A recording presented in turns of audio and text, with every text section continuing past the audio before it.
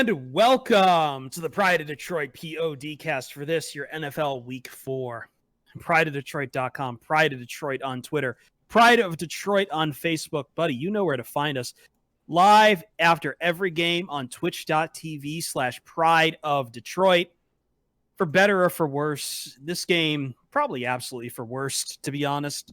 If we're being honest, we have to be honest about it.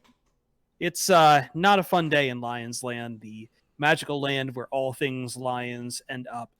Download the podcast on Stitcher, Spotify, Apple Podcasts, Google Podcasts, iHeartRadio, and watch us on twitch.tv/Pride of Detroit. Search for YouTube. Search and watch us on YouTube. Search for Pride of Detroit there. I'm Chris Perfett, your adequate host at Chris Perfett, Perfett. And as always, my companion, the yin to my yang, apparently, according to at least 3 different people who have said that now. I know he's already making faces. He doesn't like to hear that at all because he is a naughty boy and thinks naughty thoughts. He is the fearless leader at Jeremy Reisman at Detroit on Lion. Can I just change my Twitter handle to the naughty boy? I'm pretty sure that's already taken. Yeah, that's probably already taken. That's already taken, and it absolutely has an OnlyFans.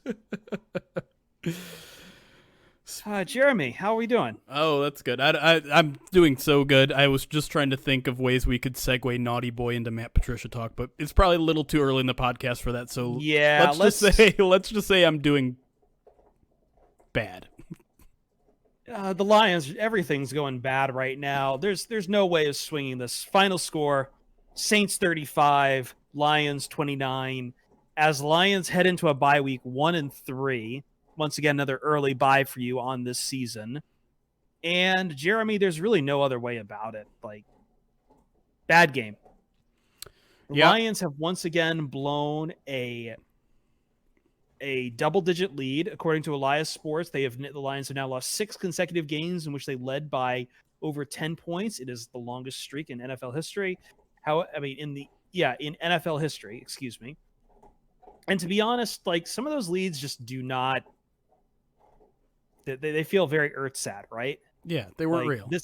They weren't real. And it was true of this game, where the Lions jumped out to a 14-0 lead over the Saints, punched them in the mouth, and celebrations began. We all kind of felt good. The Lions were taken over, maybe from last week, even though we had our doubts. And then the Saints put on the brass knuckles, and then you realize that this is not going well. Before you knew it, the Lions suddenly looked up from 28 straight points. And no, I'm sorry, probably more than that. 35. 35. Yep. 35 straight points, excuse me. And bam, that's ball game. Lions try to mount a Valorant comeback near the end, including a 2-point conversion when they were down 14. Well, technically after that 6, so they would have been down. They were down 8 and went for a 2-point and converted. But Jeremy, no way about it, man. Like that middle sandwich, that middle of that turd sandwich there, still a turd. Still bad. Yeah, I mean, here's the thing. Like, a lot of attention is going to be on that stat. You know, the line started hot again and then blew a lead. Mm-hmm. And like you said, that's fake. That's not really what happened in this game. The Lions defense sucked from the beginning. They got one good play to start the game, but literally then they gave up 5 straight touchdown drives. And it wasn't just that they gave up 5 straight touchdown drives. It was the distance of those drives that made it particularly awful. Let's go through it, shall we?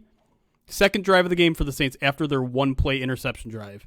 13 plays, 75 yards. 10 plays, 80 yards. 9 plays, 80 yards. 4 plays, 49 yards. 10 plays, 75 yards. Those are huge drives. Those aren't like, the Lions just gave up one big passing play. That's like, I can't do my, let's erase that one play and the Lions defense played fine. They did not play fine for every single down after that first down, that first interception thing.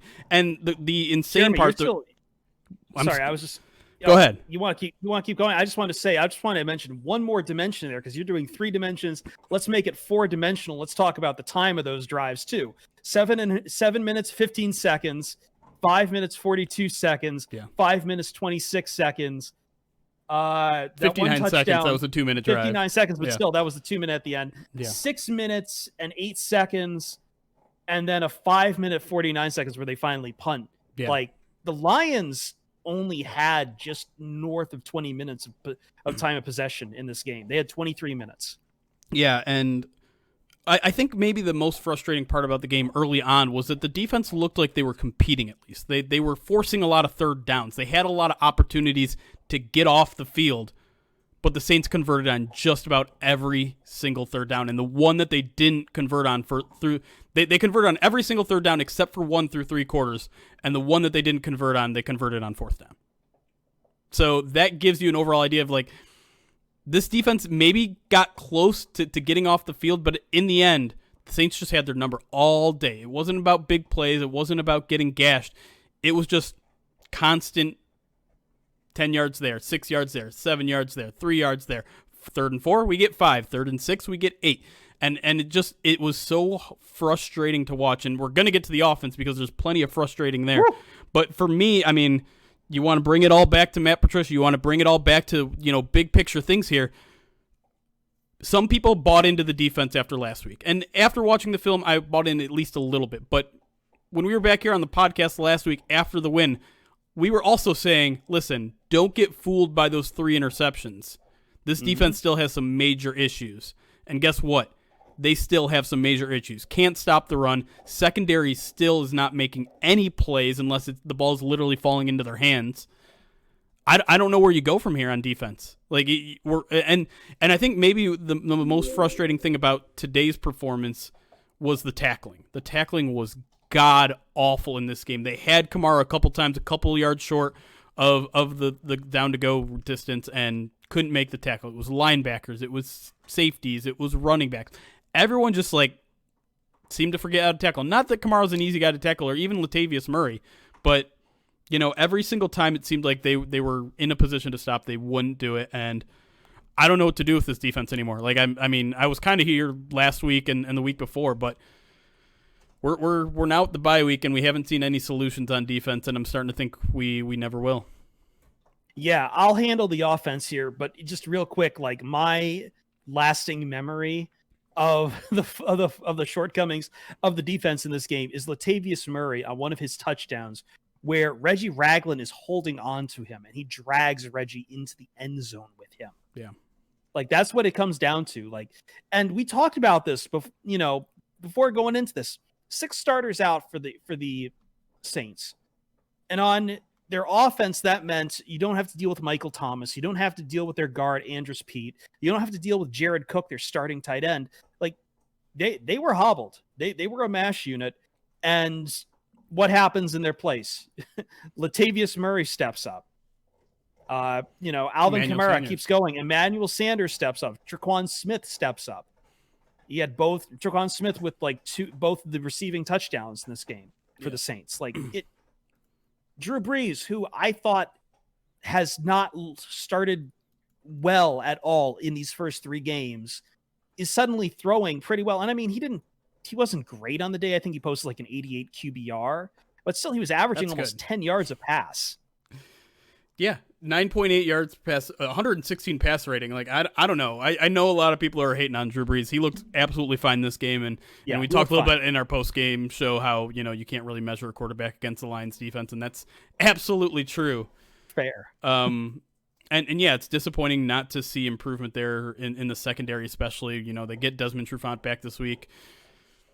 I mean, here's the truth about Desmond Trufant. He didn't look good in week 1 before his injury. He didn't look good today. I don't think you're looking at him as your savior anymore. I think your savior in the secondary is Jeff Okudah improving, and we haven't quite seen that happen yet either. So we're in trouble there. Maybe we get a little bit of respite when Justin Coleman comes back from injury. But again, he wasn't looking too good before his injury either. No. So I don't know what you do with the secondary. It's making me pull my hair out. I don't know what you do with the run defense. The thing that's I keep saying the most frustrating thing about this game. Turns out there's about 10 things that were the most frustrating thing about this game. The red zone. The Saints just ran the ball. Like, they were just like, no, we can out-physical you with not even to the edge. Our tackles injured, our guards injured. We're just going to beat the crap out of you right up the middle. It's 3rd and 6 from the 6-yard line, 3rd and goal from the 6-yard line. Guess what? Draw play. We'll just drag you guys in. 3 rushing touchdowns has to be the most the Literally. Lions running defense has given up in some time. I haven't looked up how much, but like Latavius Murray, Alvin Kamara combined for 147 yards, 4.5 a carry, 3 rushing touchdowns. Completely unacceptable for a team that values defending the run. For a team that looked like maybe it had turned the corner. Strategically, we thought maybe, okay, you take Jared Davis out the game, you get Jamie Collins in there a lot more, you get Jelani Tavai. Maybe that's the fix. And maybe Jaron Kearse returning from the suspension list. Maybe he brings a little more from the safety group that has struggled with Tracy Walker and struggled with Will Harris. It all disappeared this week. All of the goodwill, which was not even that much from last week in terms of stopping the run, it's all gone. It's all back to where it was after week 2, and we're just left scratching our heads. Sean Payton looked you in the eye and dared Patricia to do exactly what Patricia wants to do, which is play that smash mouth defense. And he was like, yeah, we found you wanting. On the offense, like, this wasn't a good day for the offense either. It's bad that the defense did not had 5 series. It took them until the 4th quarter until they forced a punt. Yep. But I'm not going to just, we need to talk about the offense too, because after those 2 touchdowns, it was all gone. And we talked about that time of possession there. Punt, 2 minutes off the clock. Interception, 1:40 off the clock. Another punt for 1:20. Then they finally get it together and start doing touchdowns in the end. It's 4th quarter, but the game's out of hand by then. But listen, man, same problems as before. The run game isn't going anywhere. Just you feel frustrated watching this team like stick to trying to do the run, even late in the game, even late in the half, Jeremy. Like, forget that. Yep. You kind of need the run late in the game to burn some clock so you can get your, the theory is maybe you burn some off. It was like by the time they scored the touchdown, I think it was like still 4 minutes on the clock, something like that. I don't have it up right now. When they touched down, there was like 3 minutes 40 left on the clock or so. So I get it. You want to burn some time there. You want to force the Saints and then lean on your defense. Fine, whatever. I think it's a terrible idea, but at least I get the logic for it. But I mean, the run game just wasn't good. DeAndre Swift, we'll talk. I think he was a little bit of a bright spot. Looks like he gets the edge, but Adrian Peterson's averaging 3.3 yards per carry. No one else is touching the ball on the ground. The right side of that line still having trouble. I remember watching one Saints defender just come like a rocket through that line. Onyemata? Yeah, it was Onyemata who did that. Mm-hmm. And there's no other way around this, Jeremy, but this was not a good game for Stafford. Yeah. And a lot of that was on him. His pocket presence was really bad. He took 3 sacks in this game. At least 2 of them were on him. Like, he was not aware of what was happening around him. And there was several series where Stafford's decision-making, his ball placement was just off. There was that one series where he throws the ball. It should have been intercepted by Malcolm Jenkins. And instead it goes through his fingers and finds Jesse James. Second throw there, he gets bailed out by a DPI call, and it's just a really foul-looking ball. And then the next throw, he does get intercepted.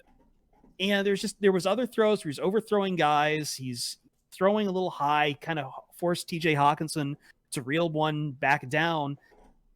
And it's compounding issues on the offense. The play calling is bad. Yes, there's a lot of wasted, inefficient downs in the offense, but when you are going to Stafford, when you are going to your primary weapons, he can't really carry the day for you, right? And he didn't carry the day for you here against the Saints, and that's ultimately part of the problem here too. It's kind of it's worrying on all fronts on the offense right now. Here's the thing. This was a game in which the Lions absolutely needed Stafford. He was the forefront of their game plan, and he should have been. We talked all week about how Saints are missing their top 2 corners. Saints are horrible against tight ends. Saints are really good against the run. So what's the strategy there?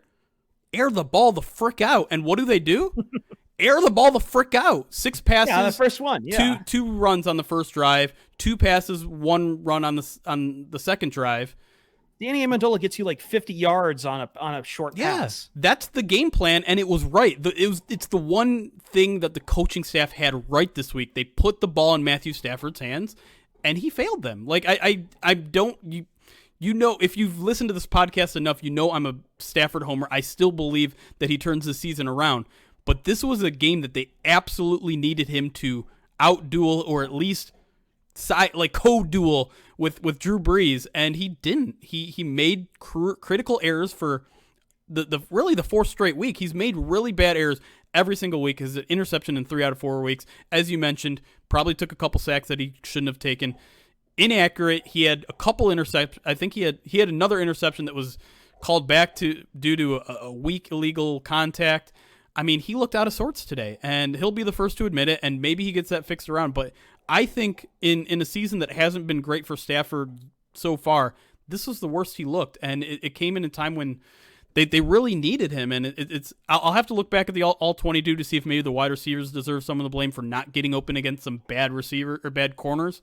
But for Stafford to look that bad and the offense to look that discombobulated after those first 2 drives of the game, you have to put it on the quarterback, and it was extremely disappointing to see. It was extremely disappointing to see that when that defense started to fail, the offense had no response. You know, if they score a touchdown instead of throwing an interception when they're in the red zone there, maybe the whole rest of the game looks differently. If they don't go 3 and out right after the interception, the next drive is a 3 and out. If they don't go 3 and out there, who knows what happens?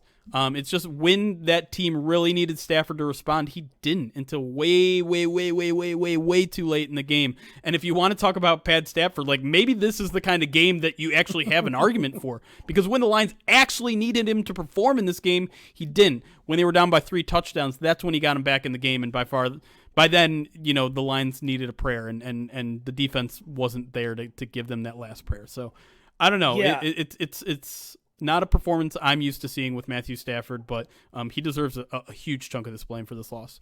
Yeah, he does too. I need to go back like you and watch some of this stuff. Maybe there's something on the play calling there. I didn't see TJ Hawkinson really that involved. He had a very quiet day. Even Jesse James wasn't really that involved. If there were plays for the tight ends, they were either not being thrown to by Stafford or they weren't being dialed up by the coaching staff, by the play calling. And again, Marvin Jones, 1 catch. Marvin Jones, once again, silent. Like it's kind of like those old days when he was in Cincinnati, where you'd have one good game out of Martin Jones and I'd go crazy because I had him on my fantasy team one year. And then the next few weeks, he is quiet as a dormouse, man. Quiet as a dormouse on Christmas. And like, you know, Kenny Golladay, cool. But Kenny Golladay only got 4 receptions in this game. You're going to need more than that. You're going to need more than 4 receptions to Kenny Golladay. You're going to need more than 4 receptions to DeAndre Swift. After that 50-yard catch from Danny Amendola, let's play your favorite game, Jeremy. Only 7 yards. Yeah.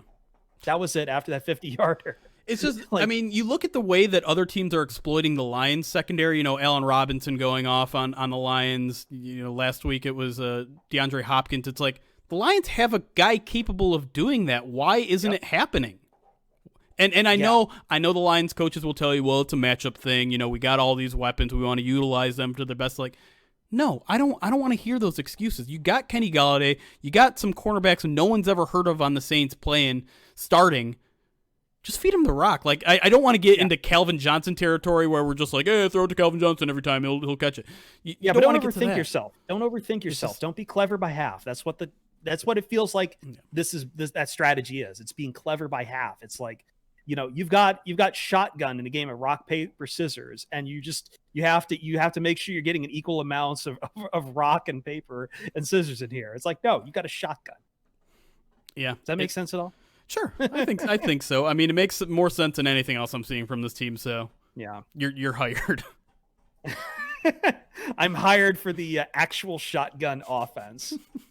And again, like, listen, again, the running game, once again, not great. 22 carries on the ground, 22 rushing attempts, outweighing, 30 targets, I believe. So that's your offense for the day. Yeah, and it was especially frustrating to see on that last drive that they actually did score a touchdown, which by far, I mean, one of the most curious drives I've ever seen. The Lions are down 2 scores. They get the ball at the Saints' 43-yard line. It takes them 4.5 minutes to get in the end zone in 12 plays because they're running the ball. Yeah, that's what I mean. Like, again, maybe we'll talk about this on the other side, but like, I buy it a little bit. You want to burn some clock, force the Saints into this pressure where it's like, okay, so let's assume like they did force the Saints to 3 and out on the next drive. I think I see where the logic's coming, because then you don't give them much chance to respond when you do go and score if you go and score a touchdown at the end. But Jeremy, that's 25th dimensional chess. No, I know, but so is going for 2 when you're down. No, that is the right move. That is statistically the right move. That's not the right move unless you know you're going to go for a touchdown next. Because you're scoring 2 because you're trying to avoid overtime. Yeah, exactly. Yeah. If you have an opportunity to score 2 touchdowns at the end of the game to win the game, you'd take it. I'm sorry, that 2-point conversion was absolutely the right call, and I'm glad they did it. I know you're in the tank for this 2-point conversion. Yes, it was okay. I already said the one thing that they did right was an offensive play call. The second thing they did right, the coaching staff did right, was go for 2 on that first touchdown. Because guess what? If they get a defensive stop, they probably win that game. And completely undeservedly so. Let's be honest. Like, would I be preaching an entirely different tune if the defense got a stop there and Matthew Stafford led them to a game-winning touchdown drive? Oh yeah, me personally, it would look like no. game heroics. I would not be preaching anything differently. I'm sorry, I wouldn't. This defense is still horrible. Okay. No, I would not. No, I mean, you set me up there, man. I had a cadence. You had a cadence, and you throw me for a loop, and now all of a sudden we were doing this tango, and now I've just tripped over my own feet. Thank you. I mean, I'm sorry. Like, no, I get it. The defense is predicated on giving up a lot of yards, but not a lot of points. Guess what? The Saints didn't kick a field goal today. Nope. Didn't need to. The offense is predicated on balance, but guess what? When your defense is giving up touchdown, you're going to have to throw the ball a ton, and Matthew Stafford's not playing his best. So guess what? You're left with a team that isn't working together properly. You're left with players that are underperforming according to their talent level, which, I mean, in my opinion, and you're left with a team that's just not going to win a lot of football games this year. I mean, they're not.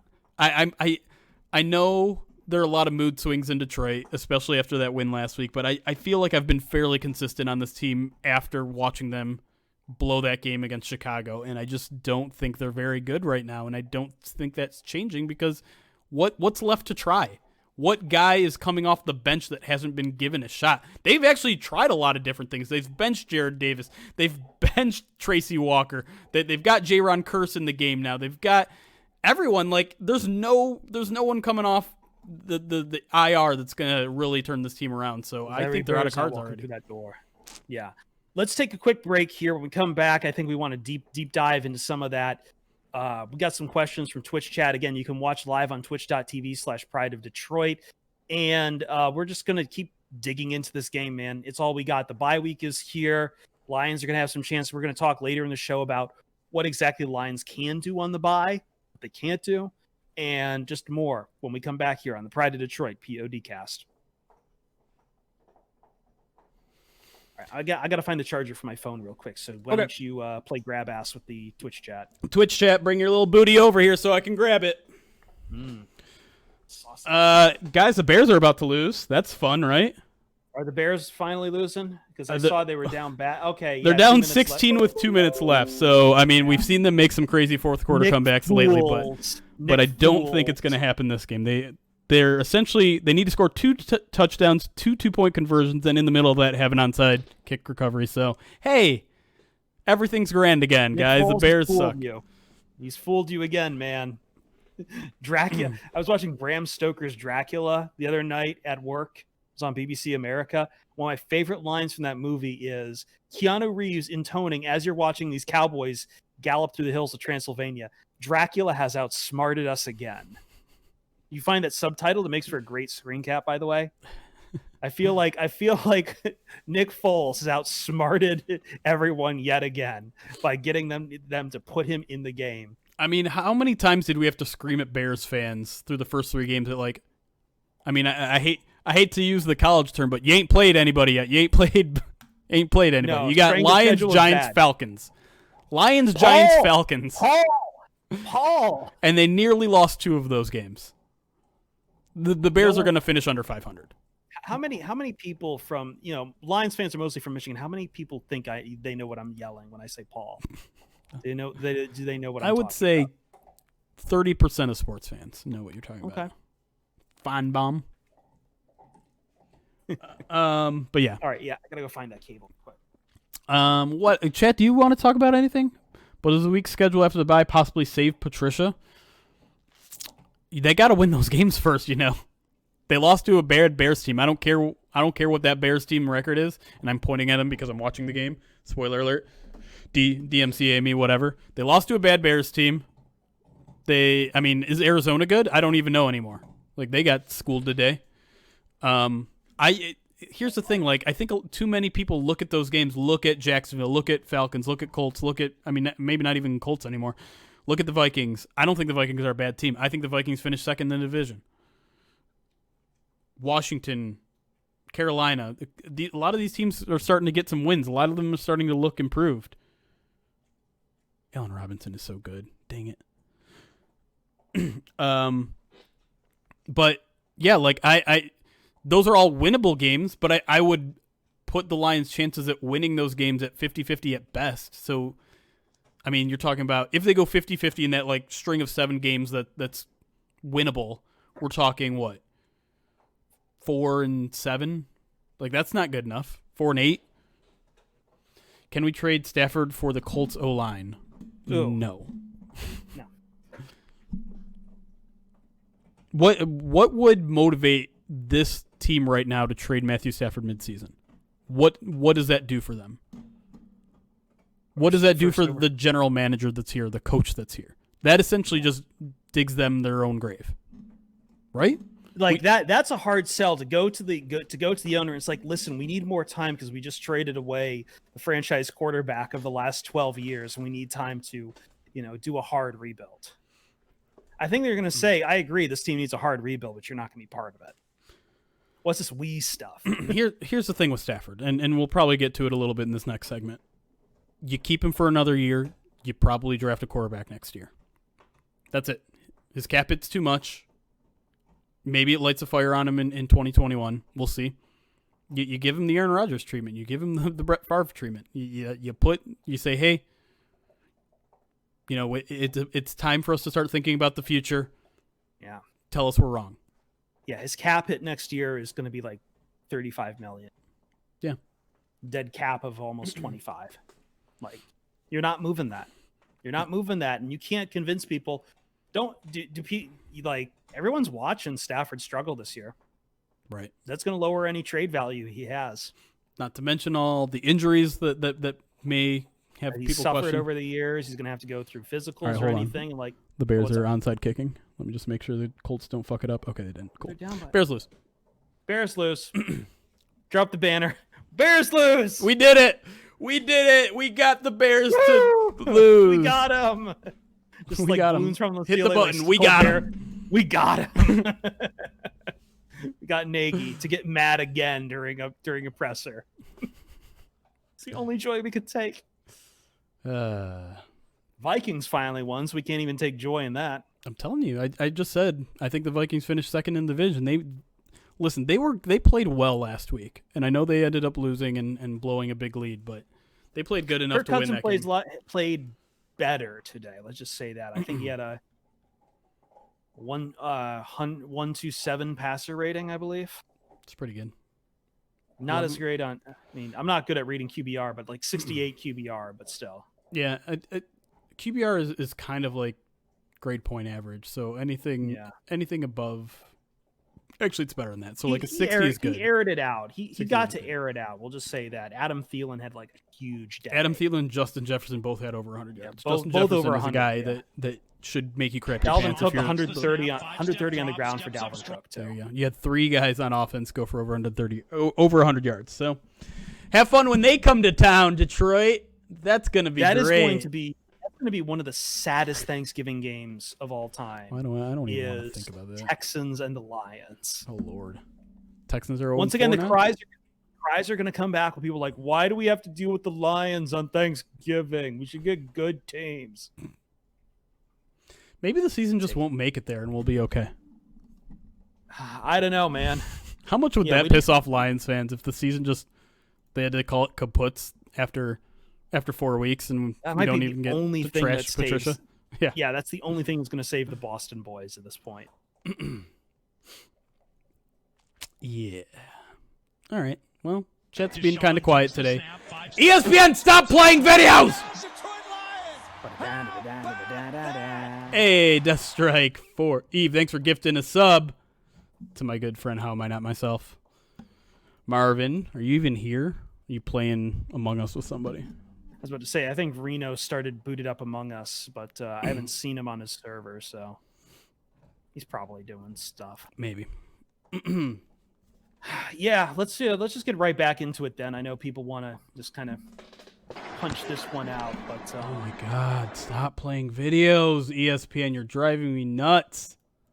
Sorry, chat. I installed multiple things to stop that stuff. I have a browser on Brave that like auto mutes tabs when it starts auto playing something. Yeah. I have something to like block autoplay elements. Like I go all out to do that. Let me turn off this AC. I'm just noticing it in my recording. All right, chat. What else? Would ownership even allow trading Stafford? I don't know. Maybe. Who knows? I don't know anything about Sheila Ford Hamp. Sheila Ford Hamp. Sheila Ford Hemp. Hamp. Hemp. Smoke weed every day. Okay. You think we finish above the Bears? No. The Bears actually are good on defense. No. Lions are finishing last. What are your plans? Trust me, this plan will be better because I'm smart. Sorry. All right, let's go. All right. I don't even know what we're going to talk about here, but we'll figure something out. Let's talk about some player performances and yeah, we'll dive into like Stafford a little bit more. I think that deserves some talk. I'm trying to think of who on the defense I want to single out. I'm still thinking over my stock report, really. So I can talk a little bit about some. Yeah. All right.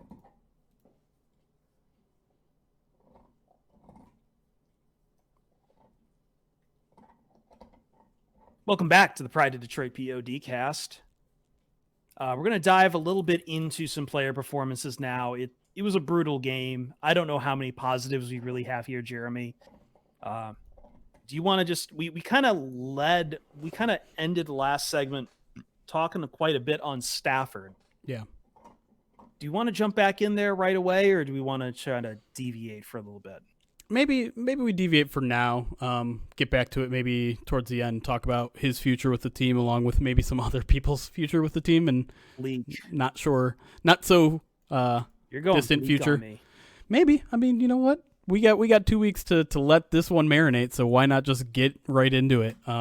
More like let this one go bad in the fridge. Yes. Just spoil. Yes. Just like no open box of baking soda will save your fridge from smelling like garbage for this couple weeks.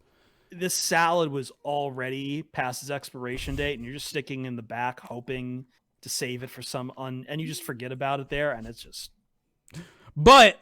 wasting cucumbers. Man. Let's talk about like the one fresh apple in the front. Let's talk about some positives. And no, I'm not going to jump right back to Jack Fox because we've talked enough about Jack Fox. I don't want to do it. We've memed him. He's been memed to Special Teams Player of the Month. And honestly, great. We can't even do too much of that because like the Saints were getting return yards on. True. Him, finally. Not that that's 100% his fault, but maybe. Yeah, not. I mean, like you have Alvin Kamara back there for one of those returns. Like it's going to happen. But the one thing I do want to talk about that's promising, and maybe it's something we see as the season goes on, is I thought DeAndre Swift played a very good game in this game. Yes. 8 touches. I think he turned it into over 50 yards. The real sticking out point for me was as a running back. And again, he only had 4 touches, so we're still kind of waiting for him to be a bigger part of the game plan. But in the past 3 games, he had 8 rushes for 20 yards. In this game, he had 4 rushes for 22. So basically double his output on half the carries. That looks good. And it wasn't a case, that I hate where it's like one outlier kind of spoiled the whole bunch. No, he was consistently running well today. Also caught 4 passes on 4 targets for 30 yards and a touchdown. I do feel like he's finally starting to grow into the role that they wanted. I was hoping they use him a little bit more in this game, and maybe it was a mistake that they didn't. But he's giving me a little bit of hope. It's still kind of frustrating to see some other rookie running backs, get those 20 touches a games and succeed in them. But we saw a little bit, especially on that touchdown catch of his, just how much of a mismatch he can be out there as a receiver. Because I believe he was lined up in the slot in that play. So it's something that we're seeing the tip of the iceberg for. And if you're looking for signs to be hopeful in the future, I think that's maybe one of them. Yeah, and when he was like getting a carry, he was hitting the outside pretty well. Like they finally decided, like, hey, it's a bad idea to try to use him up the middle. That's what Adrian Peterson's for. That's what we'll use him up for. But DeAndre Swift, he was getting to the outside on those routes pretty quickly. Yeah. He was hitting that edge. He was finding the crease and just kind of he never really got into that second gear and into the Saints backfield. But I mean, with the offensive line, he was pushing the yardsticks, and that's all that you can really do on those kind of plays. Also, I know he had a quiet day on rushing and in numbers in general with Kerryon Johnson, but decent on pass blocking for Kerryon.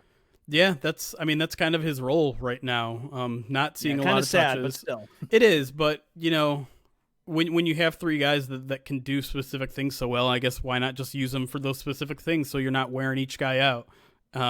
It didn't feel like Kerryon was in the game a lot in this game. If I had to guess without seeing snap counts, because we're recording this on Sunday night before those things come out, I'd have to imagine he probably had the fewest carries of those three backs.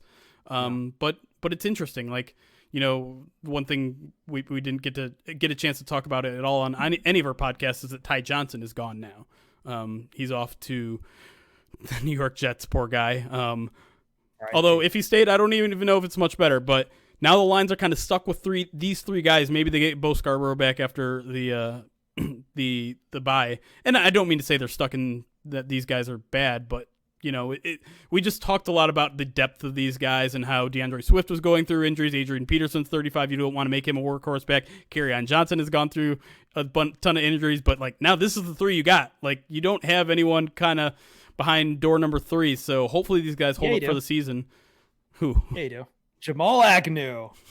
He's not a running back. I don't care. I know, what but they used him for like 2 snaps as he's kind of their Swiss Army knife right now. It's kind of funny. Yeah. Like all power to him. He's not going to show up a lot in the stat sheets here for literally anything. I think the best I can say is 50 yards on kick returns, but he's your Swiss Army knife, man.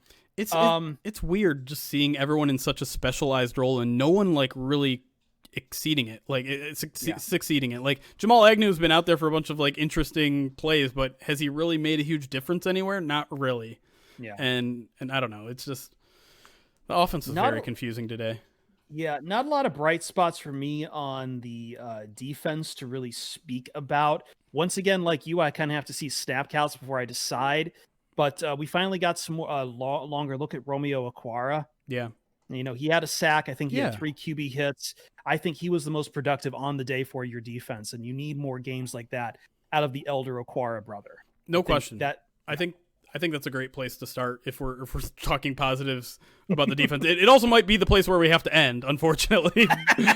Well, Reggie Ragland, outside of being carried into the end zone by Latavius Murray, he up and down game. I don't know what stock score I'll give him, but definitely not on the same level as Okwara. But I'm trying to squeeze whatever I can out of here, Jeremy. Yeah, no, and I think it's worth pointing out that Okwara has actually put together a couple decent games. I think last week too he had a couple of good pressures. So the one guy that we haven't heard a lot from is Trey Flowers. And I know Trey Flowers is kind of guy that really pops off on the tape when you really look at like the all 22. He's a guy that opens up opportunities for other people, but we need to see a little bit more out of our $90 million man. Like we need to see some sacks. We need to see some game-changing plays, some strip sacks. There's no excuses here. He came into last year with an injury. He had that shoulder thing. No excuses this year. So I mean, if you're paying a guy like that $90 million, and to be honest, it's starting to look like they overpaid him a bit because you pay that kind of money to game-changing sack making, turnover creating guys. That's not who Trey Flowers is. Trey Flowers is a fine player. He's a good, well-rounded guy, but he's not a game changer. He's not an all-star. He's not an all-pro. He's not a Khalil Mack. He's not, one of these guys that really are going to disrupt a quarterback all game. And so, through 4 games, what did he have? 1 sack maybe? It's not good enough. Yeah, his line here wasn't great. He had 2 tackles for loss. He had 1 QB hit. That's really it. It's not bad, but But like I said, is it $90 million good?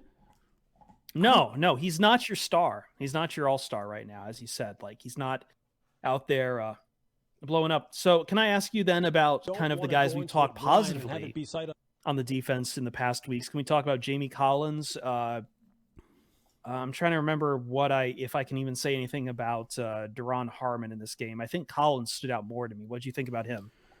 I thought him, along with everyone else at the linebacker level, played poorly. I think tackling was the biggest issue with everyone, especially Jamie Collins. I think coverage turned out to be an issue again in this game, where we saw Collins make strides in that last week.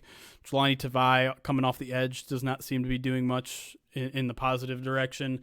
Christian Jones, I know, had a ton of tackles in this game, but did you really honestly think that he made a positive difference in this game? It's just, no. I mean, when you're getting beat up the middle like that with the runs, yeah, that's on the defensive line, but it's also on the linebacking level to not turn those 4-yard gains into 7, 8, 9, 10, 11-yard gains. And unfortunately, that's what was happening all game. The Saints were picking up 6, 7 yards on first and second down until late in the game, and they did tighten up then. But overall, I mean, Jamie, you throw out any linebacker name in there, and they're not doing their jobs well enough. And again, like, the Lions did what I think a lot of fans wanted them to do, and it was not have Jared Davis out there very much, and it didn't seem to change much, right? Like, it's starting to feel like these issues run a little bit deeper, and maybe not to say Jared Davis wasn't contributing to some of those issues, but if you're pulling a guy off the field, you have to put someone better in the game, and yep. I'm not sure we're seeing that. Like, Reggie Ragland is a guy that I was pretty hopeful for, and not just because I did a feature on him. He's a guy that in limited snaps we had seen through the first 2 weeks, he had made some plays. And so I think we're continuing to see a little bit more and more of him, but he was pretty invisible in this game. He did have 1 sack, but overall I was expecting a little bit more of him, as, you know, Jelani Tavai continues to disappoint, Christian Jones continues to disappoint, and like you mentioned off the top, Lions just aren't getting enough out of Jamie Collins either. No, they're really not. This is what frustrates me the most about this team right now, is because we talked about one core component of this team, which is their front seven. You know, This is where they want to focus and, you know, play good fundamentals, good old school defense. It starts with that front seven, just like their plan on offense is to go to that offensive line and start right up there. And guess what, man? I'm going to keep beating this drum about the right side of this line, man, but it's not good. It's not good, and now it's starting to catch Stafford a little blindsided for some reason, too. Yeah. I talked about Halapulavati Vaitai earlier. I don't know if he was completely at fault. I'd have to go back and watch that Onyemata, excuse me. I'm trying to remember how to say his name. Play again. That's the one that sticks with me, Jeremy, because he came like a damn rocket into the backfield. Like, just no one stopped him. Honestly, one picked him up.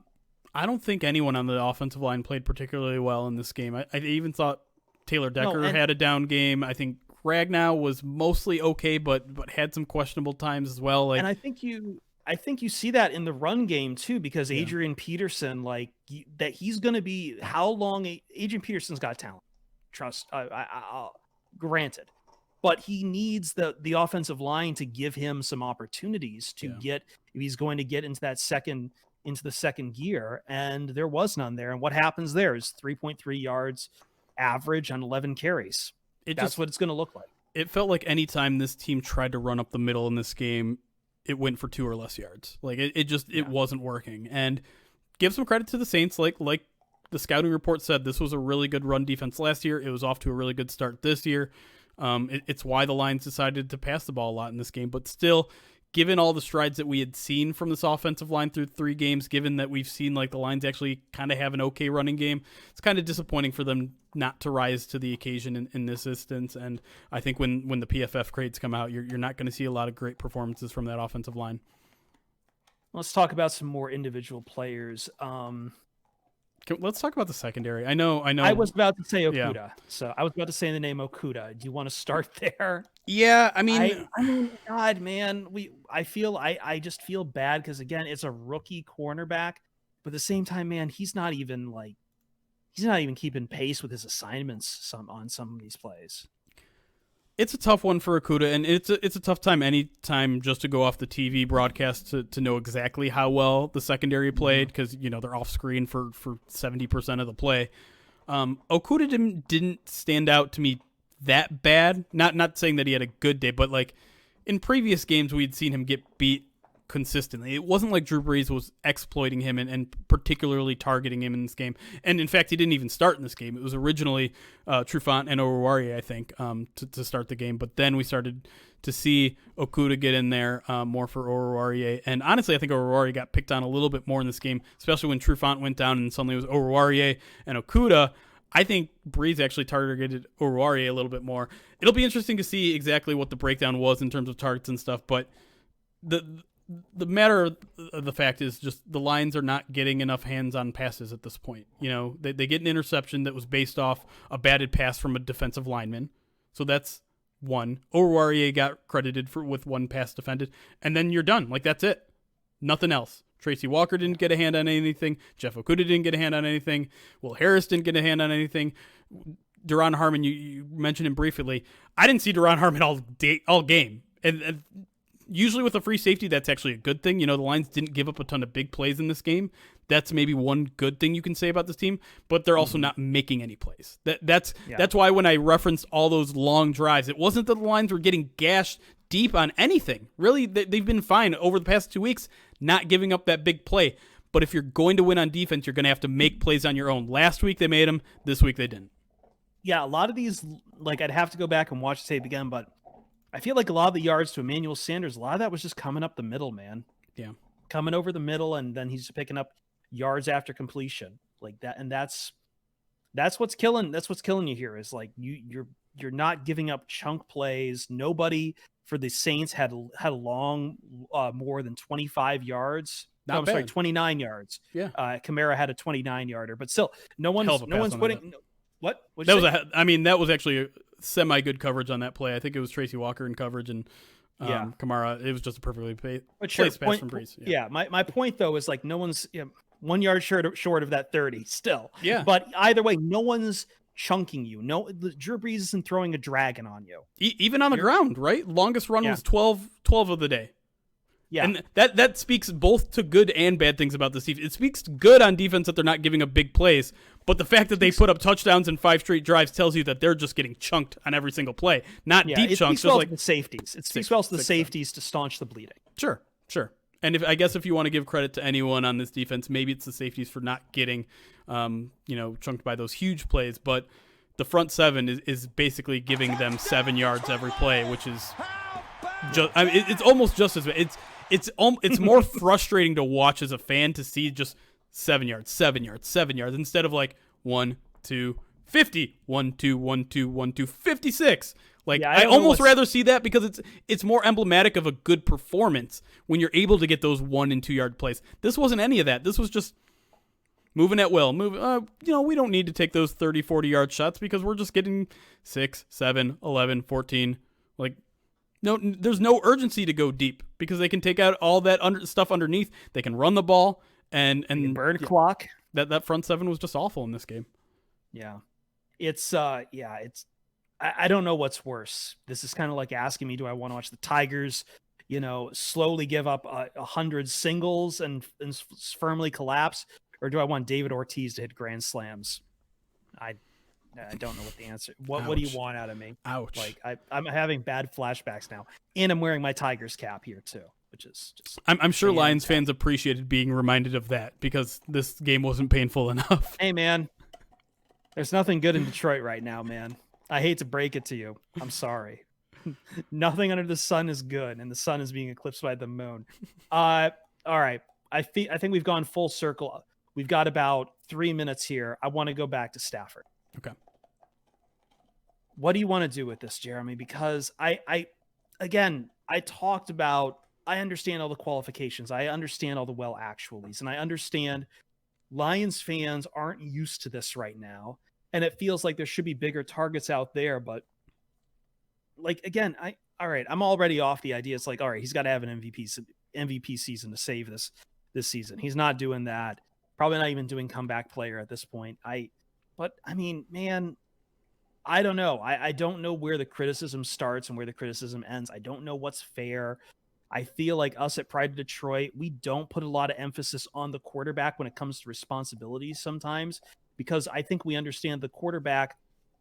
We don't even, I don't even think our philosophy is the quarterback is the fulcrum upon which everything turns. He's just a part of this cog in this machine. He's a very big cog, especially when it comes to passing, but a cog nevertheless. But if I'm going to grade him on anything, I'm going to grade him on his passing on two things: his passes, where he puts those passes, how his decision making on those passes, and then his presence in the pocket. And on all three things, this was not a good day for Stafford.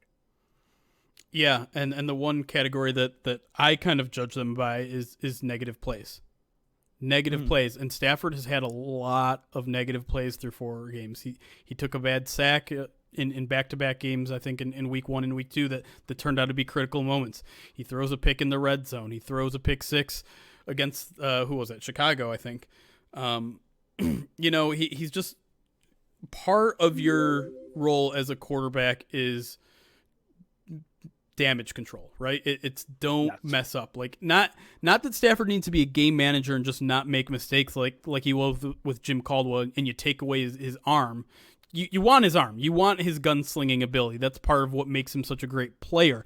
But at some point, you have to realize that you have to ring it in at least a little bit. You have to rein it in so that he isn't harming your team, isn't making your team fall behind when giving the ball back to the defense was, for God's sake, like that's the worst thing you can do right now. Your defense is horrible. Don't put the game on their hands. And so, it's usually you take the good with the bad with Stafford. Usually you realize, okay, maybe he throws 1 interception a game, but he's throwing 3 touchdowns in the other part of the game. We're not getting that extra part of Stafford right now, which means those negative plays are hurting even more. And I don't know what it is. His accuracy has never been elite in this league, but it's been good. It has not been good through 4 games. It hasn't been good through the first quarter of the season. Well, like when he's on top of the world, though, like we keep talking about 2 seasons for Stafford, 16 and 19, and his accuracy was there, man, in both those years we talk about. Maybe not that. We're going to keep going back to that Raiders game in 2019 as kind of like the warning lights going on. But either way, outside of those things, like he had his accuracy, and we talked about the tight windows he was throwing into, and that's not there right now. Yeah, it's not. And unfortunately, all he has is receivers that can't get open. You need to throw tight window passes too. And so, yeah, I don't know what you do at this point. I don't know if it's a permanent thing with Stafford. I think we're probably at the point of the season where we can't be like it's shaking off rust. I realize he didn't finish the last 8 games of the season. That's the first time in 10 years almost that he hasn't finished a season. I realize we had a shortened off season where he didn't get to build in a rapport with a lot of these guys in OTAs and training camp and mini camp and things like that. But we're a month into the season, y'all. Like he's been practicing every day for 4 straight weeks. He's been on there at game day with most of those guys available.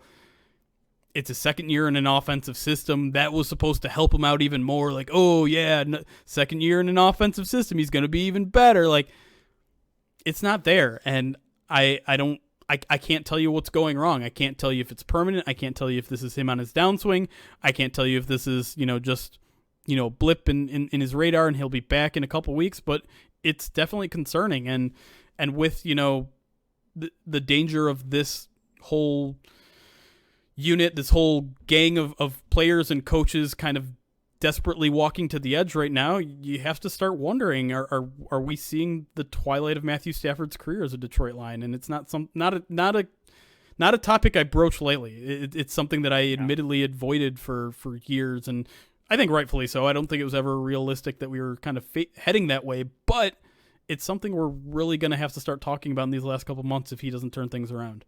I don't like the forecasting. I know I'm going to probably forecast something here in an article coming on Monday, but at the same time, like every time I've wanted to talk about Stafford having a bad game, it's just been that. I'm like, hey, Stafford had a bad game.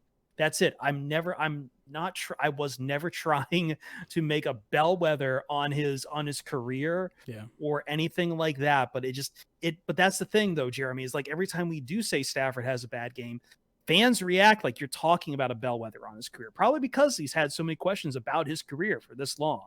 So it's a thorny subject to get into, but the sobering truth is coming down. I don't know what it means for a long term. Like you, we're just going to have to sit and find out. But I think we've got one more segment to go, Jeremy. We've got the bye week staring us down, thankfully, mercifully. 1 week without Lions football, so I can finally catch up on the rest of the NFL, which is spiraling in so many different directions I want to catch up on. Who knows if we're going to have a full season because of some of the stuff that happened, including something involved the Lions when you guys might have been sleeping, but the Saints did have a false positive with the COVID-19. Meanwhile, there's another team in the league that's nearly decimated by COVID-19 positives. And then, of course, people want to talk about the coaching staff, man. So we're going to talk about the coaching staff. We're taking a quick break here, wrapping up here next on the Pride of Detroit PODcast. All right. Quick shout out. Blevins. What's up, John? You taking Blow a break from Super Squares? The entire team, also sell the team. John, there is no one in the world that runs more hot and cold than John, and I kind of love him for it because he's always at an intensity of 100. By the way, I'm sorry because I've been so busy. I haven't been watching Super Squares. John, when did you dye your beard blue? In the third quarter today. Really? Yes. That was his rally beard. And it almost kind of worked if we're being completely honest. Like his rally beard. And here's the thing. He also dyed the top of his son's head without telling his wife. I don't know how that ended up turning out, but apparently he's still alive, so that's good. Wow. All right, John, you need to settle down. Settle down. In the words of Jerry Jones, settle down just a little bit. John, do I need to time you out? I will time you out, sir. Literally showering. Oh my goodness. Oh, are you showering it off? Yeah. Yeah.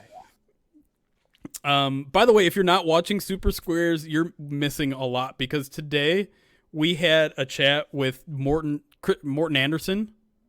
He joined us before the game, and dude is like, he is the wisest person I've ever known. He talked to us about how his game-winning kick that sent the Falcons to a Super Bowl, he had envisioned that exact scenario in his brain, and I forgot the word he used for it. But he said like the night before in the hotel, he was going through like a bunch of different, like 4 or 5 different scenarios that could happen. And the exact, like he was like left hash 39 yards to win the game. That was the scenario that he envisioned himself. He went through like all the mental reps of what that play would look like. And so he said, he was like talking about, he's like, when I went up there, there was no nerves. Like I had already made the kick. I made the kick the night before. So I knew I was going to make it. And he's like, nice. There were people on the sidelines praying to their own gods. Those are people that didn't prepare for as big of a moment. I prepared for the big moment, so I knew I was going to make it. And it was just like, I don't know. If you can, I would go back and watch the Super Squares VOD and just listen to that interview because dude is like I want him to be my life guru. Super smart guy. And former Spartan, so there you go. He also told me he used to play football with Kirk Gibson. With Gibby? Yeah. Wow. I wanted to get him to tell the story on stream, but we ran long. Anyways. Apparently I'm missing a 60 minutes on the fires in California that's gonna blowing everyone away right now. So, but yeah, I gotta watch that sometime. Just been so busy, and I want to like get some more of my own projects going here at some point. Yeah, let's see what we got. What else we got in Chatham? Before we jump into our last segment, tired of from that standpoint from Patricia. Yeah, I mean every coach has got their little line. We got from that standpoint, things of that nature. Getting tired of all the cliche answers from coaches, players, and staff in general. We talked a little bit of this on the post-game show. Is there realistically anything the players and coaches could say to get you on their side right now? Like I said, like if Matt Patricia comes out and says, you know, this is all my fault.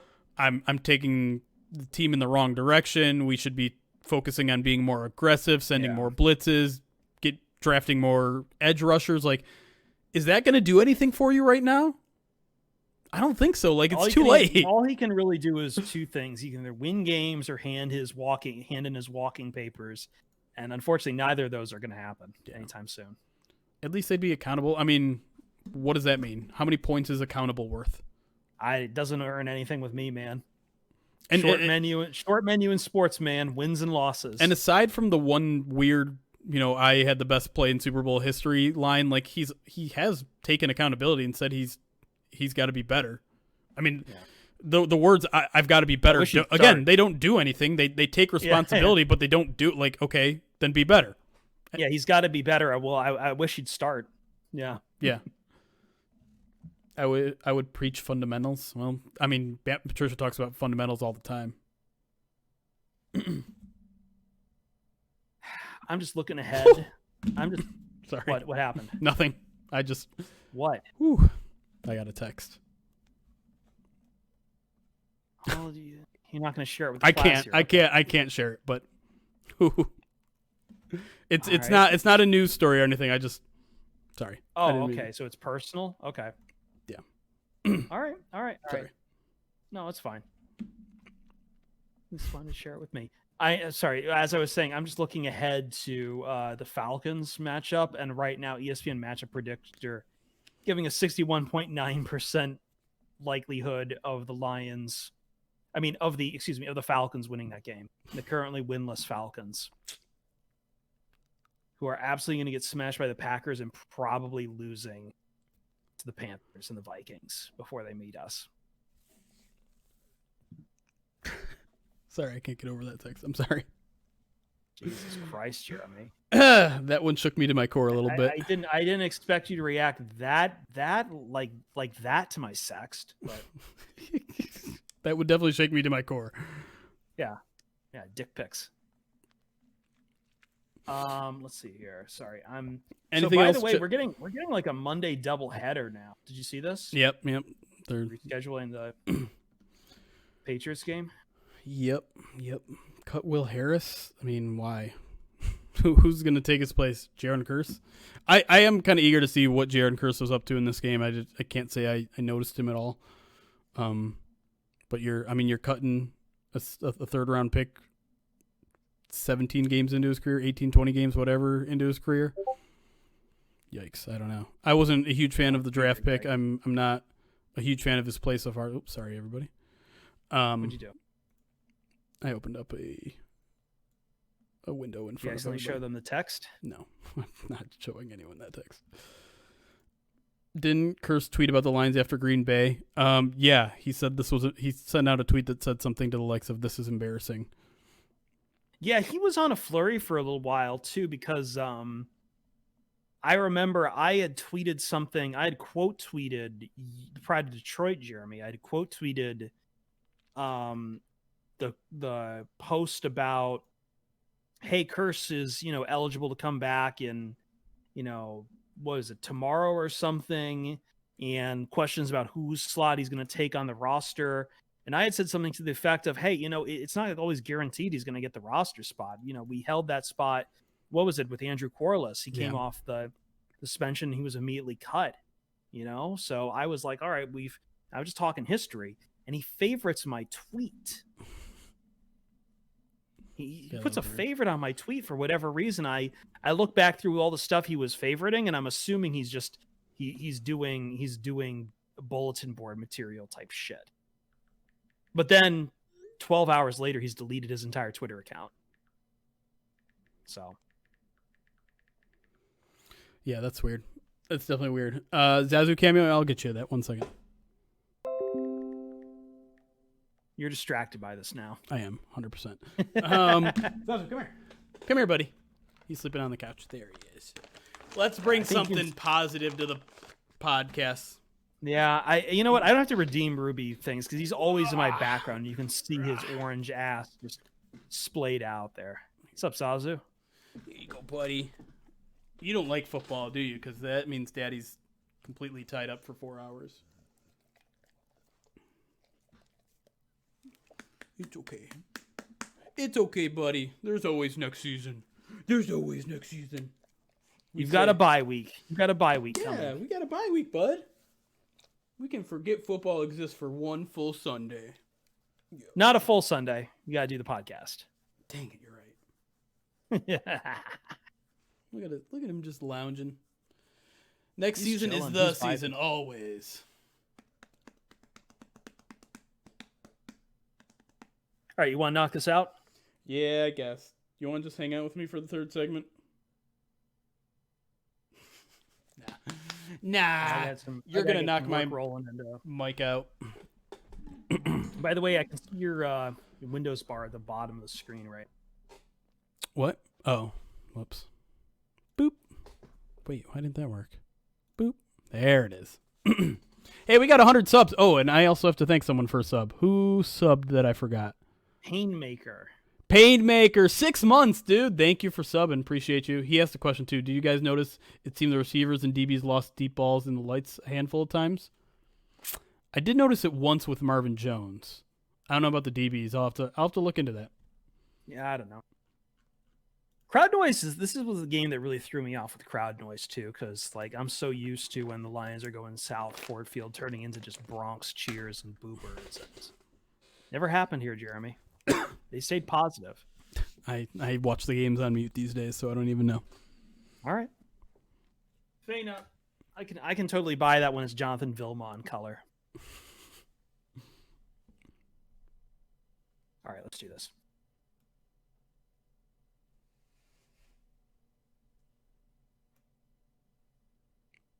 All right, Jeremy, wrapping up here with you on the Pride of Detroit PODcast. I am Chris Perfett at Chris Perfett, Perfett on Twitter.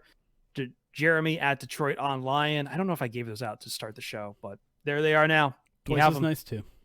Twice as nice, even though you're not jumping in midway into a podcast. I mean, you might. I don't know why you would, but maybe. Let's talk a little bit about what's coming with the bye week, what's coming with the coaching staff. I think one thing you and I can agree on right now, and we don't agree on too much sometimes, but we don't argue about too much either, but still, Jeremy, it's the nuclear bomb isn't going to drop during the bye week. They're not going to clear house during the bye week. I feel confident in saying that. I would say I am 95% confident they're not going to clean out either Bob Quinn or Matt Patricia during this bye week. I think you're right. I can't say anything. I'm giving myself 5%, man. And the nice thing about percentages is you can't prove to me after the fact that it was within that 5% or if it was higher or lower. The thing is, I mean, we just don't know, right? We don't know what what's going through Sheila Ford Hamp's mind right now. I have to imagine during this bye week, there's going to be a significant meeting. I have to imagine. I mean, you have Sheila Ford Hamp. The one thing she said that stuck out to me in her introductory press conference is that she said she wanted to examine every part of the franchise before she goes in making any sort of swinging moves. I don't know if she's at that point in this in her job where she knows everything. She has a good feel for everything, but they're going to have to sit down and have a really big talk. And I do think Sheila Ford Hamp knows enough about football. She's been around football. She's loved football for decades. So she can see that it's not working. I think she doesn't need people booing in Ford Field to tell her that things aren't going well right now. And she knows Matt Patricia is a defensive-minded coach, and she knows the teams are putting 30, 40 points on this team on a regular basis right now. So she knows something is wrong. I couldn't tell you right now if she's one to pull the trigger right now or not. Yeah, and to be fair, like, we didn't see Martha Firestone coming down and clearing out Mayhew. That blindsided us when that happened. I remember we were like, holy crap. Yeah. That was something. So like we've been blindsided by this thing before. I don't know. I don't think they showed enough to warrant keeping them right now. But again, I come back to the question of what does it solve right now? What does it solve? Like you don't even have fans in the stands right now. So trying to keep that PR disaster of your fans booing your own team, you don't have to worry about that right now. So I don't know, like, it goes back and forth on what you could do. There's merits and there's not merits to this idea of firing a coach this early into the season. I just don't think it's going to happen. Not this early, not with these guys right now. And there's still a lot of football to be played, Jeremy. I know that's a cliche, throwing that out there. I know our friend Zach Snyder was riding me for a while because I think I wrote in our How to Watch column, who wants it more? So I've been on my cliches lately, but there still is a lot of football to be played. We've talked about this before. with the bye week coming up, you've got a chance here to rest, to reevaluate things. You play 2 road games against the Jaguars, the Falcons, the Colts, the Vikings, Washington. Panthers might be better than you think, but still, like, that's a good stretch right there where, like, you can kind of pave over some of the defects of this team. I don't think fans want that, actually, to be honest. Right. I think some fans are at a point where they're almost rooting against this team from winning because it means putting more pressure on getting rid of the Boston boys. And that's never a good place to be. That's basically that's the FU place to be. Yeah. So it's tough because I think most people, and understandably so, and I think I'm probably there too, are just at a point where there's no reason to believe in this administration. There's no reason to believe that Matt Patricia is capable of turning this around. He's had plenty of time to do so, and it hasn't happened. And so it just becomes a case of, like, do you do it now or do you do it later? And I get the people that want to have it happen now. Just I feel like it's really just like a placating feeling. Just like, okay, good, they're going to do it. Because I think a lot of people are just, the reason people want it now is because they're afraid it won't even happen later. Right? They just, let's get it out of the way, start the search now, and all that. And I do get that point to a degree. But if there's people that think doing it mid-season gives them hope for this year, like maybe they turn things around, maybe it lights a fire, I think you're fooling yourself with that. If that's why you want to cut bail here, because who's going to turn the defense around? What defensive mind is Corey Unland your guy? A guy who was getting run out of town in Philly because the secondary was so bad? Damn well better not be Pat Bevel. Like, I've seen some fans calling for him to take over the reins of head coach. Like, this offense ain't being good. But I'm worried about the defense. Like, the defense, I feel like, is the biggest issue with this team, and it's the biggest strike about Matt Patricia. So if he goes, how does it get better?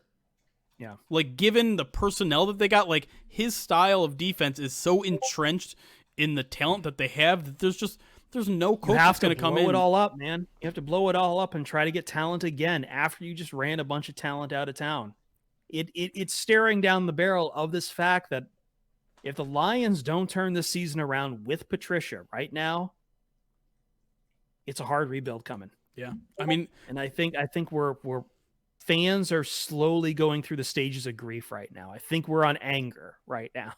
Yeah. But I don't, you and me might have be all the way on to acceptance at this point because we've been reading the tea leaves a little longer here. But I mean, man, I think at this point you just kind of let him dig his own grave, right? Like you kind of just like, you say, you know what, this season is probably lost at this point. So you've got a 12-game rehearsal. Like try your best to give me any sort of reason to not fire you. And let's be honest, he's probably not going to do that.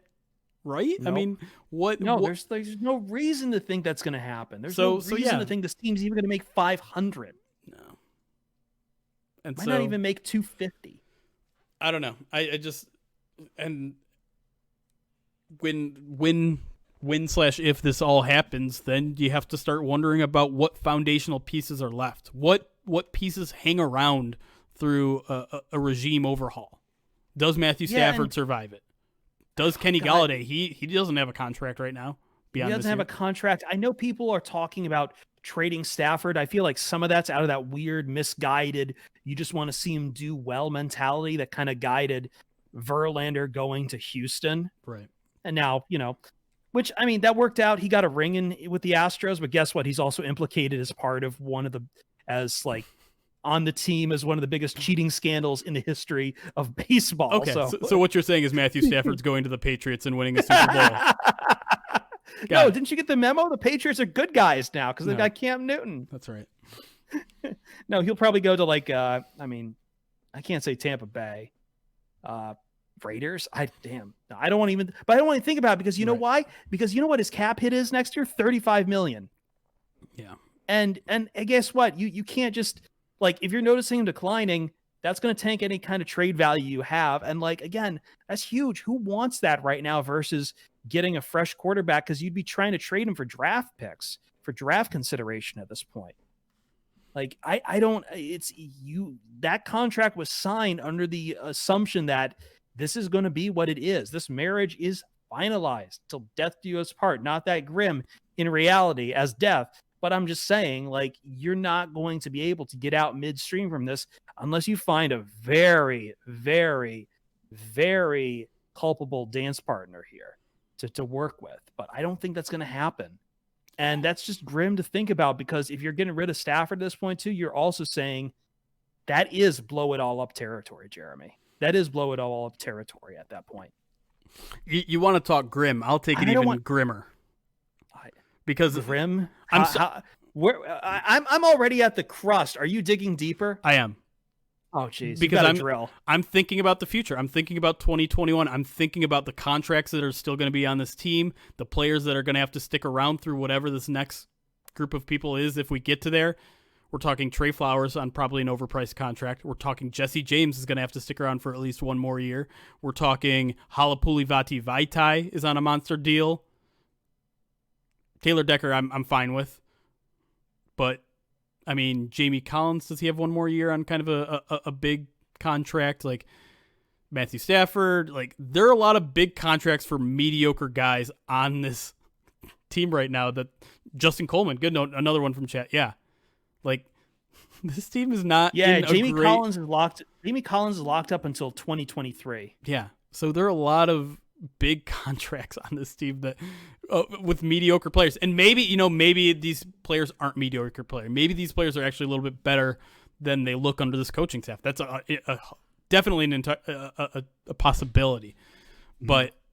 What I see is a lot of mediocre talent that's getting overpaid at this point, and that's something that the new GM, if it comes to that, is going to have to deal with, and is going to have to dig themselves out of a hole a little bit. And again, like it just like pulling back for a second, realize I'm talking about salary cap management in 2021 with the new GM in week 4 of the NFL season.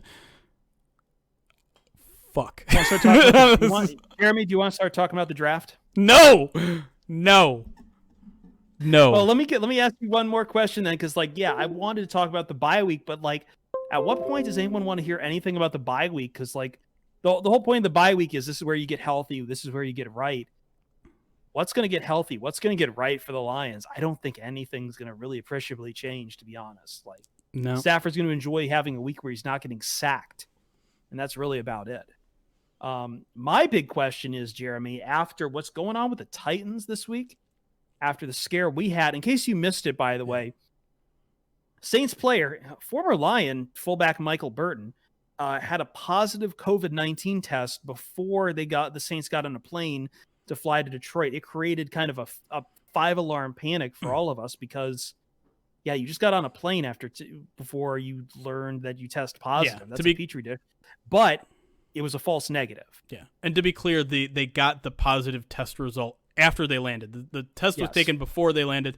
The result came in after they landed. Yes, and a bunch of players went through the point of care test. They went through the nasal swab. Everything came back negative. It was cool to play here. It just brings up questions, though. Cam Newton tested positive. He's out for the Patriots. And the situation in Tennessee with the Titans just keeps spiraling out of control. Every day there's someone new testing positive among both the players and the staff. And let me tell you something, man. From what I know about Tennessee right now, is what I know about Nashville. That's a hard place to control because nobody in public is wearing a damn mask down right now. That city is in full denial of anything going on in the world right now. And I heard leagues talk about punishments for the Titans for any team that doesn't adhere to COVID protocol, which seems like I hate this word, but that's a damn slippery slope to go down. That you're going to punish teams for that kind of thing. I understand. You're basically punishing them for PR at this point. But at the same time, I saw the coaches, Mike Florio from Pro Football Talk was talking about this. The coaches talking about putting the kibosh for a little bit on the season, trying to get everyone into 9 hotels for a 12-game schedule to end this, to try to play out the rest of the season. Too late. Yeah, I don't think look, man, the NFL just has to thunder through like baseball did. And it worked out for baseball. Baseball's made it to the playoffs. It was weird. It was weird, and the Cardinals had to play a bunch of games. I don't think you're gonna be able to make up those games like, say, like the St. Louis Cardinals did. I think they've rescheduled the Patriots game for Monday, which is good because I remember one of those two teams, if it had gone to Tuesday or whatever, they would have had to play like one of those two teams, I forget which, would have had to play like Jeez. 3 games in 9 days or something like that. I mean, now it's 3-10, so it's not much better. 3-10, that's not much better at all. No, because they've got to turn around and do, there's a Thursday night game in there. They might have to flex that Thursday somewhere or something. I don't know, but like the NFL didn't build in a lot of fail safes or even time for makeup games in this season, and it's brutal. Yeah, so they're playing with fire right now. There's no question, and I think this week was a stark reminder that this whole thing is hanging by a thread, and it was from the get go. And not to say it was wrong for them to try a football season, and maybe they did make some mistakes along the way, but it's just a reminder that all it takes is, one superstar, and suddenly we're all scrambling, wondering whether we're going to finish this thing. And I think you're right. The league is going to put their head down and just bull rush through it, no matter what happens. If it means a team DQs their season, I think they do it. If it means, let's say the Titans situation doesn't get better and it continues to get worse, I think they're totally fine with canceling a couple of their games. Like Titans only played 10 games this year or something. Right. Whoever was scheduled to play them, you just only play 15, and then just have to go off those records from there. Yeah, they would much sooner do that than cancel a season, I think. And I mean, I don't want to predict what will happen because who knows. But yeah, today was just this week was just kind of a reminder. Like, this is all built on a house of cards, and it can come down across in any the moment. damn board. Like we've put the cart before the horse in this country as far as like, look, man, I get it. You're watching teams across the world in soccer leagues resuming play. We were watching Korean baseball, Japanese baseball. They've all figured it out. But guess what? They've handled this virus a lot better than this damn country has. And this country does not like people in this country just don't like being inconvenienced. And we saw that with the Big Ten scenario where people were told, hey, we might not be able to play college football. And they rose a damn ruckus over all of it. And the refrain always was, you have to at least try. I get the logic of at least trying. I get the science isn't secure, but man, for me, I'm a idealist on this. I don't if any one life is lost at any point in attempting this, it's a massive, colossal failure on everyone's part. I don't know if it will be, and death isn't the only thing that can happen with COVID-19. You can have your life and your breathing completely changed. We still don't understand the long-term effects of this disease because it's a respiratory disease. I'm not going to be doom and gloom about this, but man, we just wanted all the thunder through it. It's that damn American, just put your head down and work kind of mentality. And it's snapping back at us pretty hard right now. Who knows? Maybe it clears up. I might be just waxing poetic about nothing. Who knows, man? But as you said, Jeremy, on multiple fronts this week was a stark reminder that, wow. Yeah. Yeah. No question. We'll just leave it there. Okay. Well, score predictions against the Lions versus the bye week. You have any? I think we're still going to get 40 hung up on us. Defense can't stop bye week. Yep. Can't stop a wet fart. So, and the bye week is a wet fart. Yeah. Actually, you know what? Legit question. Is there any week 5 games you want to actually watch while you don't have to deal with the Lions? No, I think I've had enough football for a month now. I think I'm ready to take a week off. I guess whoever the Bills are playing, I'm curious in checking out this Bills team that everyone. Oh, so they're not going to play next week. Got it. But you want to check out the Bills, though. Yeah, everyone's hyping the Bills up a little bit. Everyone's hyping up Josh Allen. I don't get to see the Bills ever play, so I'm curious if they're for real. What else is on the week 5 slate? Bengals, Ravens. I mean, Joe Burrow is starting to look better and better. I don't think they beat the Ravens, but that's a AFC North divisional rivalry right there. Maybe check in with the Rams. Like, the Rams are 3-1 now, and I think a lot of us kind of slept on them after, Sean McVay kind of turned out to be more average, but maybe they're good again. That's going to be a great division. NFC West is fun. Yeah, late game slate because I sleep in. I'll probably use this time to sleep in after my overnights. Colts Browns probably oddly I don't. interesting on I'm mine. not I believe. just I'm sorry. I don't believe in the Browns. I don't care. I I don't don't care. believe in either of these teams, which is why I want to see which one looks more fugazi at the end. And then that Sunday night matchup is going to be Vikings Seahawks. Nah. Nah. Not really great. Chargers So not a Canes. great slate of games. So maybe maybe this is a good Am I week, the Lions most fans, to just go to the cider mill. am I the most interested in Bears Bucks on a Thursday night? No. No. No. No. Sorry. No. Raiders Chiefs? Maybe. I mean, maybe the Raiders give them a shot. I don't know. No. Yeah, I don't know. Go to the cider I think mill, everybody. Enjoy the not snow outside. Enjoy not Lions football. Enjoy, but not make sure to listen to the Pride of Detroit POD cast. We're going to have, so we got to start paying off some of our charity stuff. So we're going to have charity guests maybe with us next week, Jeremy. I think we're working out that. We've got some other surprises planned for you on bye week. We're going to probably get a mailbag out there, take your questions throughout there, and try to find some that aren't completely doomer. And just for variety, Not that we don't want to take doomer questions, but we need some. We can't just answer, should the Lions fire Matt Patricia 50 times over? I don't need to see Eric Bieniemy's name in 50 different questions. Yeah. We need we need some variety. So we're telling you right now, #AskPOD on Twitter. Get us some variety. Get us some weird questions out there too. We'll answer anything, except for incriminating questions about texts and stuff like that. But anyway, I think that's all for us. So Jeremy, your catchphrase, please. It's chaos. Be kind. Twitch.tv/Pride of Detroit, YouTube, search for Pride of Detroit, iTunes, Apple Podcasts, Google Podcasts, iHeartRadio, Stitcher, Spotify. Download us. Maybe give us a great rating on there. I know some people like to bomb me because they just don't like me. I don't care. Give us 5 stars. I don't care. Do it. And for me, to you, see you Starside.